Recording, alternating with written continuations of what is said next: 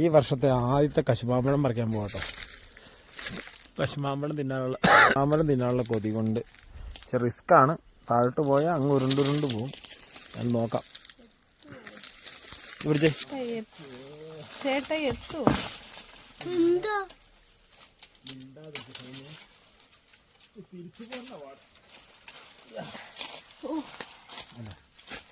Super മാമ്പഴം, കുഞ്ഞു മാമ്പഴം കേട്ടോ. അണ്ടി മാങ്ങ,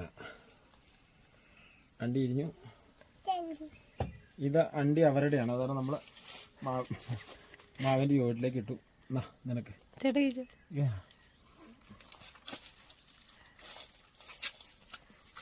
പ്രത്യേകമല്ലേ ശരിയാ.